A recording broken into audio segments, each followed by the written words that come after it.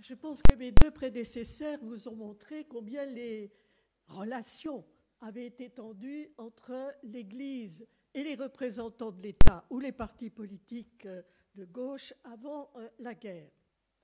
Or, c'est la présence sur le siège de Moulins de Monseigneur Penon en 1914.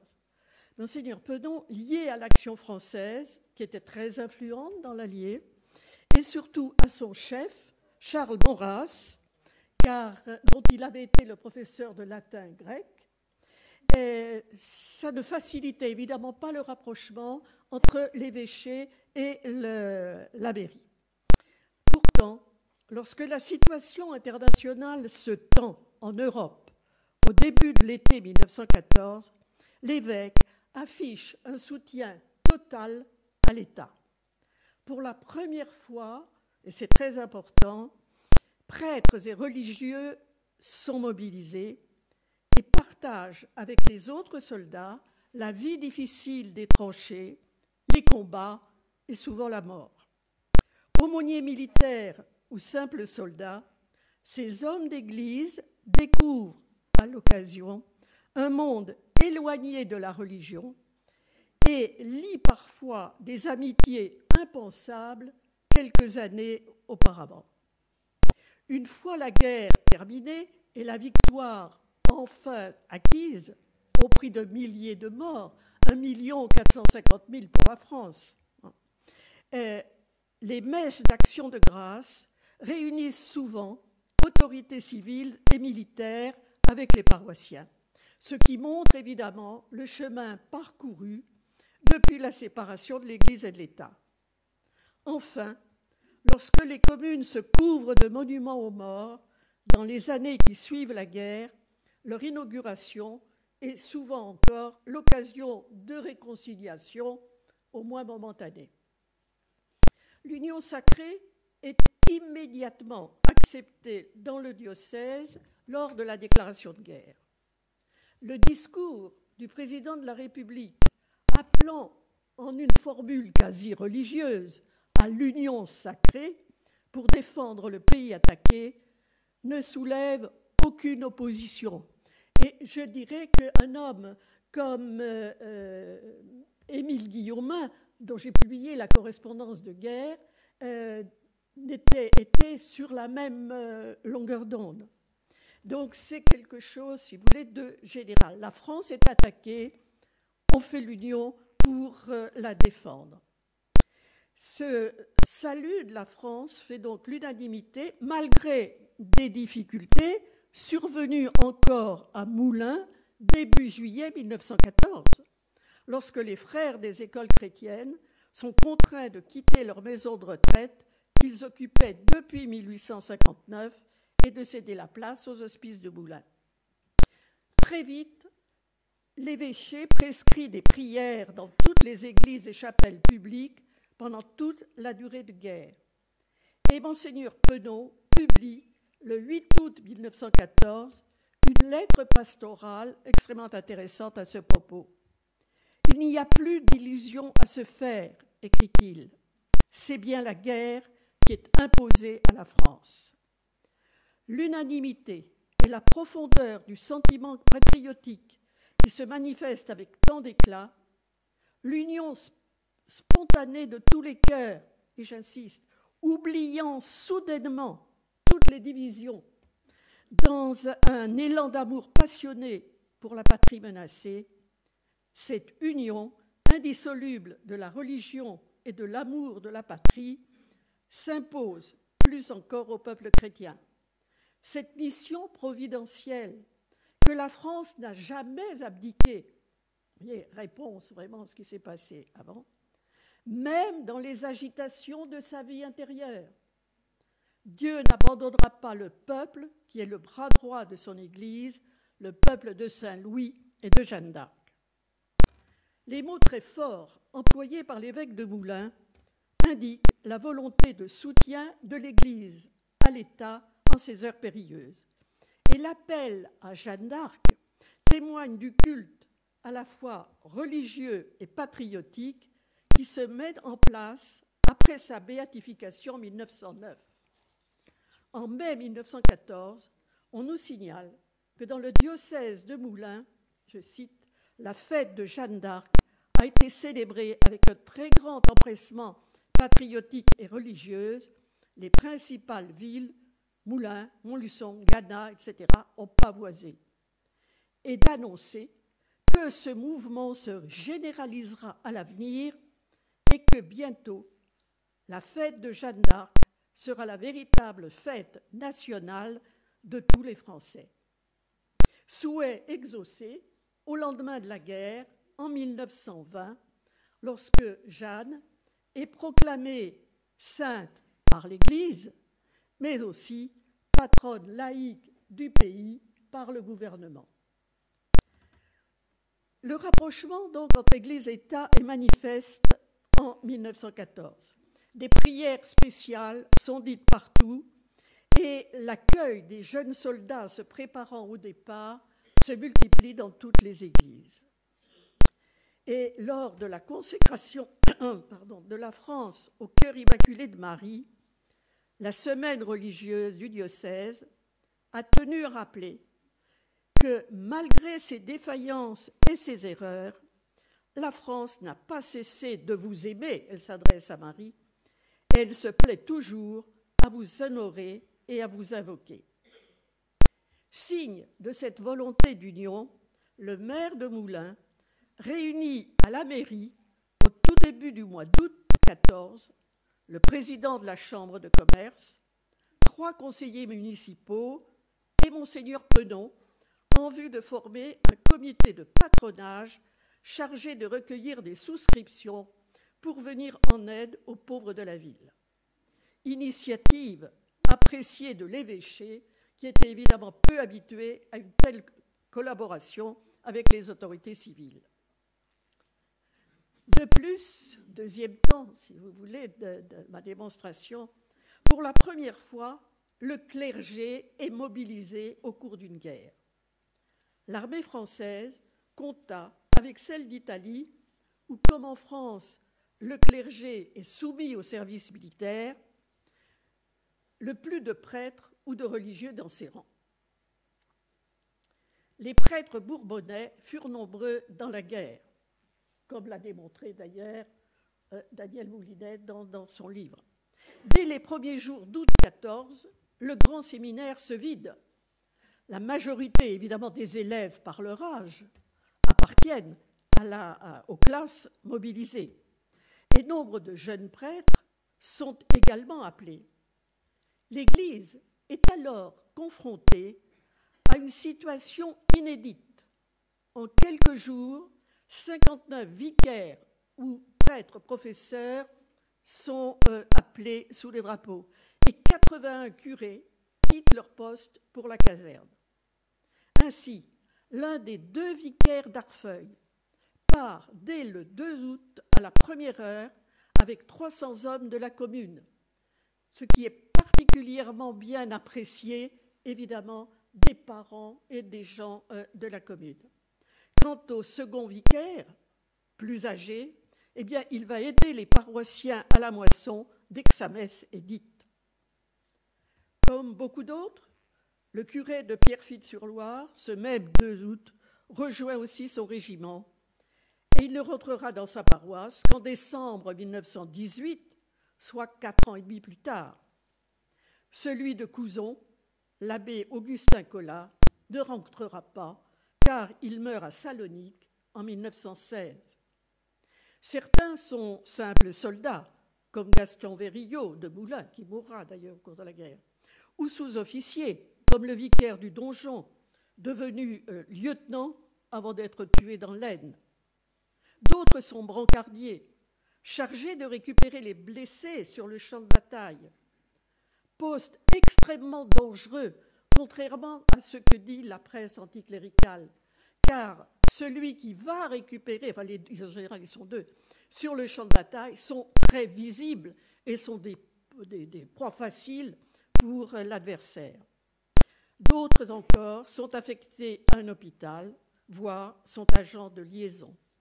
Des prêtres plus âgés s'engagent au fil des mois comme infirmier ou aumônier militaire, tel le supérieur de l'institution Saint-Joseph de Montluçon, qui décédera à l'hôpital de Metz, victime des gaz utilisés par l'armée allemande. La présence de ces prêtres au milieu des soldats, partageant leur vie difficile, est appréciée des familles, rassurées de les savoir là, pour les réconforter dans les moments de désarroi, voire prononcer les dernières prières en cas de malheur. La messe, célébrée dans les tranchées par l'aumônier ou par un prêtre soldat sur un autel de fortune, est un moment privilégié, surtout lors de certaines fêtes, comme Noël, quand l'éloignement de la famille est encore plus douloureux. Les habitudes sont bien bouleversées en ces temps de guerre.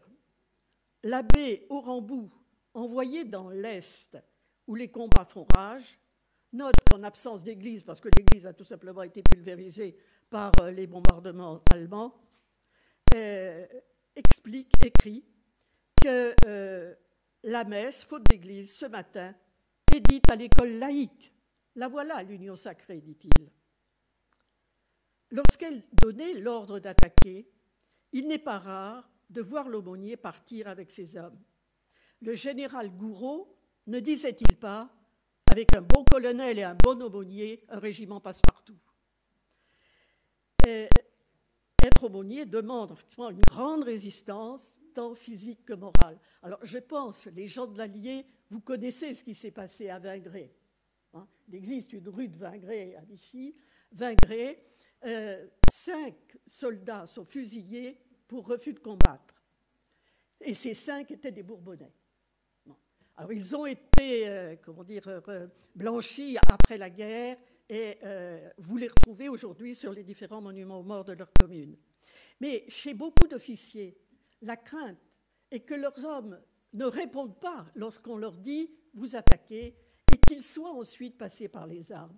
Et c'est là qu'ils s'entendent avec le aumônier qui dit « vous inquiétez pas, je pars avec eux ». Le soutien du diocèse de Moulins à l'État se manifeste encore clairement lors de l'appel en faveur de la souscription à l'emprunt national qui est lancé à l'automne 1918. Vous savez qu'il y a un problème évidemment financier, la guerre ça coûte très cher. De la Toussaint au dimanche 24 novembre 1918, à toutes les messes, le clergé lit l'invitation à répondre favorablement à ce que l'on appelle l'emprunt de la libération.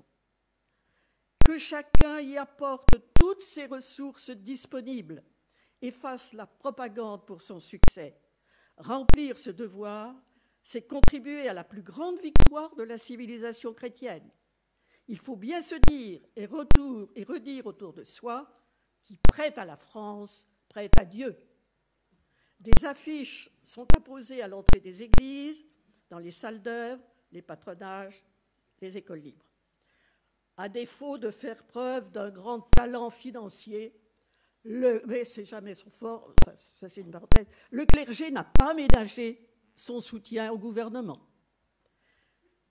Cette familiarité avec les soldats révèle aussi à ces prêtres la profonde ignorance religieuse d'une partie de la population masculine et les poussera à leur retour à tenter de modifier les méthodes d'apostolat. De même, dans l'esprit des soldats, l'image du prêtre a souvent changé.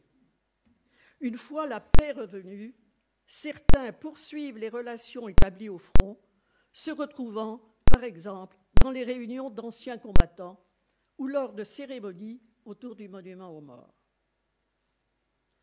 Non seulement donc le clergé participe à la guerre, mais l'Église aide les populations.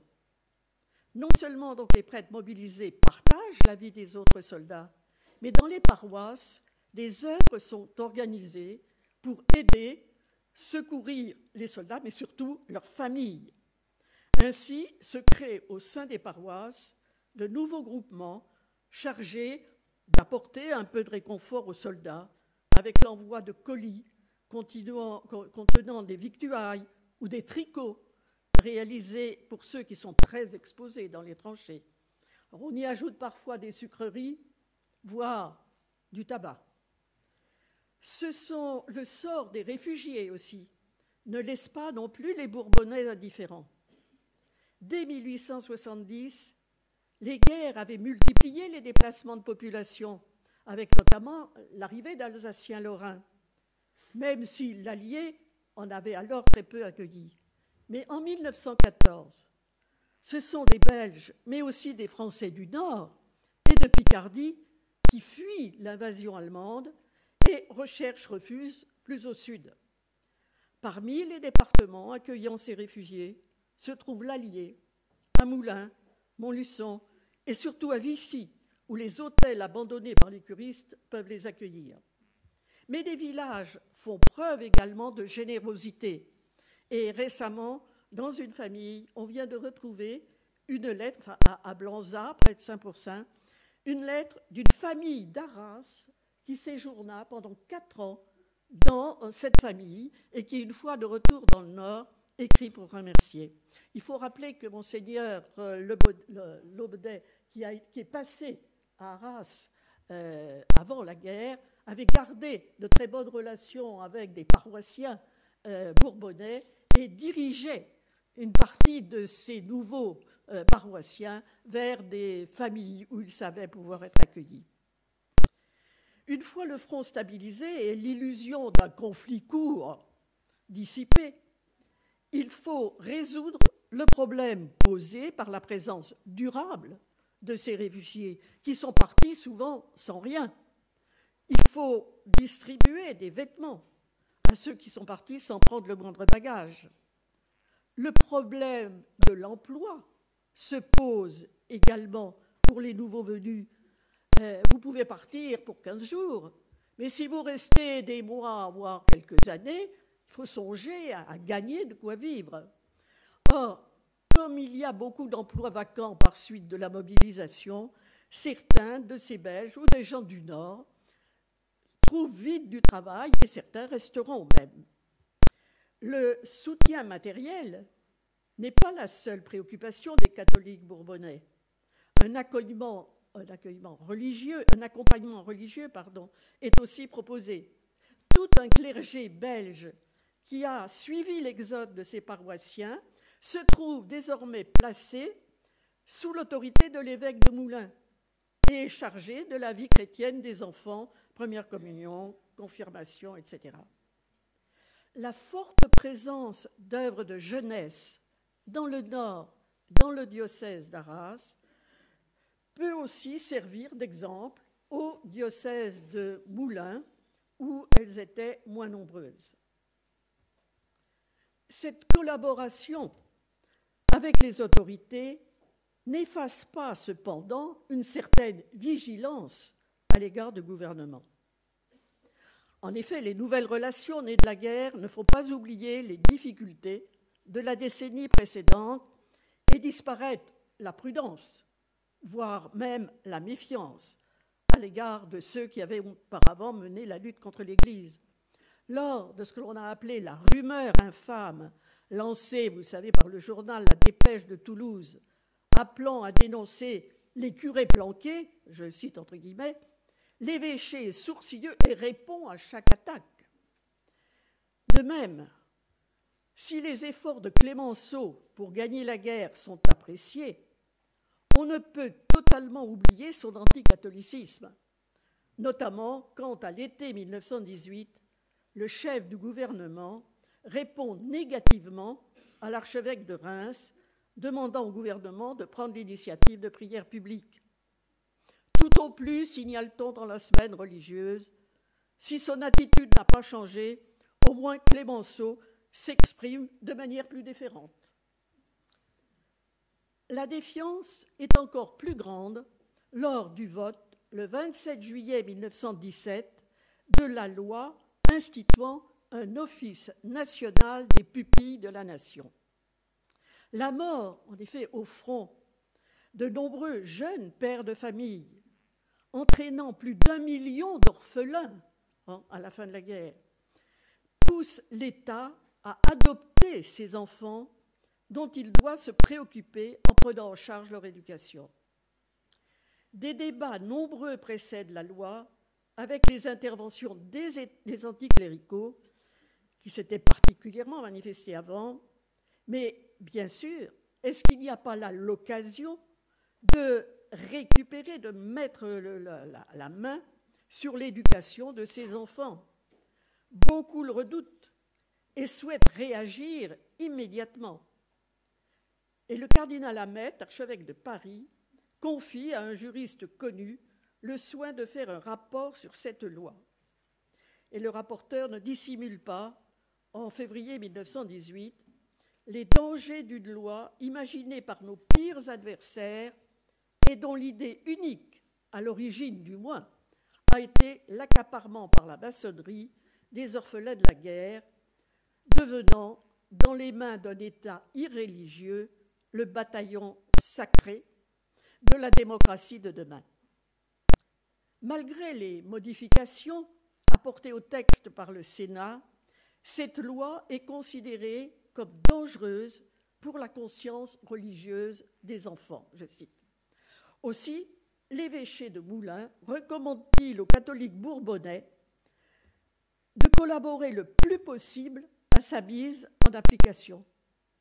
Ne laissons pas à nos adversaires le soin de la promouvoir et de guider les familles dans leur démarche, et d'inviter les catholiques à se porter candidats lors des élections aux collèges départementaux chargés de la mise en œuvre de la nouvelle loi. L'élection du cardinal Hamet au comité de la Seine face à Ferdinand Buisson, une des têtes de l'anticléricalisme, s'il est même encore relativement modéré, rassure l'évêché de Moulins. Le cardinal a quand même obtenu 183 voix et Ferdinand Buisson 89. Donc il n'y avait pas de discussion possible. Aussi, les autorités religieuses moulinoises invitent-elles les catholiques à s'investir dans l'office départemental des pupilles de la nation et ses sections cantonales qui sont créées en avril 1918. « Aide-toi et le ciel t'aidera », conclut la semaine religieuse. Seuls les retards ou les hésitations des catholiques permettraient aux personnes hostiles de s'emparer de ce nouvel organisme. Finalement, lors d'une séance tenue au Trocadéro le 14 juillet 1918, en présence, côte à côte, du président de la République et de l'archevêque de Paris, le ministre de l'Instruction publique proclame le caractère fraternel, dit-il, de cette loi d'union sacrée, garantissant la totale liberté des familles dans le choix de l'école et correspondant le mieux à leurs convictions et à leurs croyances. La semaine religieuse se félicite de cette loi de fraternité, de respect mutuel, de concorde, obtenue grâce à l'intervention des députés, des sénateurs catholiques. Cette loi, qui aurait pu briser l'entente entre l'Église et l'État, a finalement reçu les aménagements facilitant son application.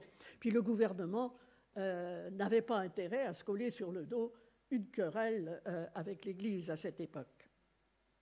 Après la victoire, la construction du monument aux morts est l'ultime consécration de l'union sacrée. Dès l'annonce de l'armistice, ce sont les cloches des églises qui annoncent la victoire. Ce 11 novembre 1918, à Sérilly, alors que le curé téléphone à 11h à son ami, le supérieur du petit séminaire, le 11 novembre à 11h, le supérieur du petit séminaire lui annonce que l'armistice vient d'être signé. « Je ne perds pas de temps, note le curé, tant j'avais hâte de faire savoir la bonne nouvelle à toute ma paroisse.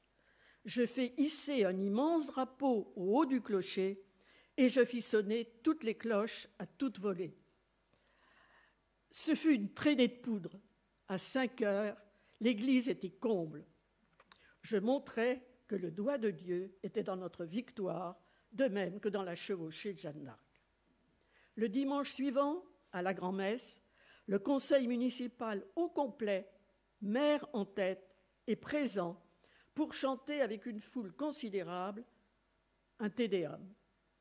À Moulins, l'évêque, évidemment, Monseigneur Penon, préside un Te Deum auquel il a convié toutes les autorités civiles et militaires de la ville. Si la semaine religieuse ne manque pas de signaler la présence du maire, de ses adjoints, de la plupart des conseillers municipaux, ainsi que celle des magistrats, des chefs de service les plus importants, de la Banque de France venue encore, elle regrette l'absence de l'administration préfectorale sur ordre, dit-on. La même remarque vaut lors des cérémonies entourant l'inauguration des monuments aux morts, quasi toujours précédée d'une messe, souvent dite d'ailleurs par un prêtre, arborant ses décorations sur sa soutane. Lors de l'inauguration elle-même du monument aux morts, je vous signale que là encore, grâce à l'intervention de Daniel Moulinet, on a publié il y a 2008 oui, un ouvrage sur les monuments aux morts laïques dans les communes et les monuments aux morts dont toutes les églises quasiment se sont dotées. Lors de l'inauguration elle-même, la cérémonie est cependant parfois purement civile, comme à Vallon en Sully, autour du sénateur et du député, mais rien de religieux. Par contre, à Montcombrou, le sous-préfet de la Palisse assiste le 30 mai 1920 au service à la mémoire des enfants du village et y prononce, je cite, un discours patriotique très apprécié de l'évêque. La guerre, donc, avec les souffrances endurées ensemble, a favorisé un rapprochement entre l'Église et l'État, même si parfois il y eut des frictions, comme lors de la loi concernant les pupilles de la nation. Même aussi, si le département n'offre pas d'une image uniforme, certaines communes restant marquées par des personnalités très anticléricales, comme par exemple à Franchesse, village dont le maire est Pierre Brison, député de l'Allier de 1910 à 1919, l'un des pacifistes les plus actifs de l'époque et surtout l'un des 3 députés français à s'être rendu à Kiental en avril 1915 pour y rencontrer des socialistes allemands. Cet équilibre, donc, qui s'était instauré à l'occasion de la guerre, connaîtra une nouvelle période délicate lors du gouvernement d'Édouard Herriot et de ses projets anticléricaux. Mais la querelle fut assez vite calmée. Les difficultés des années 1901 à 1905 ne purent reprendre. D'autant plus qu'au plan national, les relations diplomatiques sont officiellement rétablies entre la France et le Vatican. Donc vous voyez, à l'issue de la guerre et dans la période, la décennie 20, les relations entre l'Église et l'État ont profondément changé. Et la guerre n'y est évidemment pas étrangère. Je vous remercie.